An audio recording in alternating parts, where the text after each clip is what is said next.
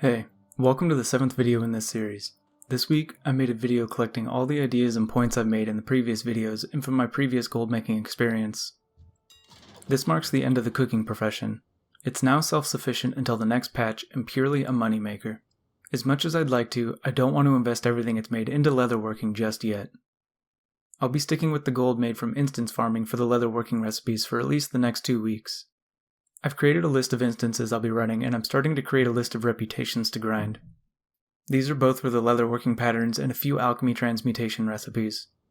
The instances I'm running are Trial of the Crusader, Ulduar, Ice Crown Citadel, the Sunwell, Black Temple, Serpent Shrine Cavern, Shadow Labyrinth, Battle for Mount Hyjal, Dragon Soul, Firelands, Heart of Fear, and Terrace of Endless Springs.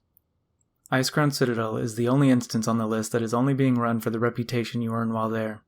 The rest are completely random drops. If you plan on running instances for recipes or patterns, be prepared to be there for a long time.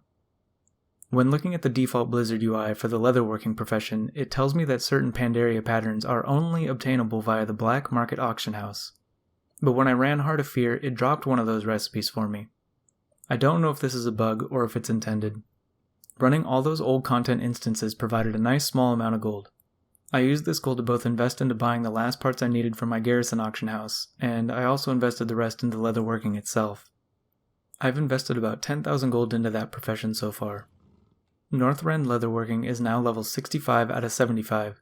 I need 75 out of 75 in order to start crafting and posting the recipes I am working towards. Classic leatherworking is now 115 out of 300. I don't remember what level I need for this, but it's somewhere in the 200s. Once Northrend is done, I'll be focusing on Outland leatherworking and leaving Classic on the back burner. I would have been able to invest more into leatherworking this week, but I had accidentally bought 2 of the same garrison auction house parts, so that put me about 9,000 gold in the hole.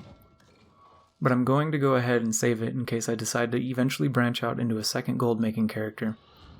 Tradeskillmaster officially released its new update this week, and it's great. It looks a lot cleaner, and I appreciate some of the basic changes they've made. I hope to start learning more about it so I can better utilize it. This week was even better than last week. Last week I had done 12,000 gold in profit, and well, this week I did 16,000 gold in profit. I attribute this to Tuesday's lengthy reset, so when I logged in, I was one of the first people to post the items. So I posted them for around 160% of the market value. And when I logged in the next day, I'd almost sold out, and the price was lowered to only about 140% of the market value. The price of certain materials had spiked, and it's been difficult keeping some things profitable. Well, I think that's it for this week. Later.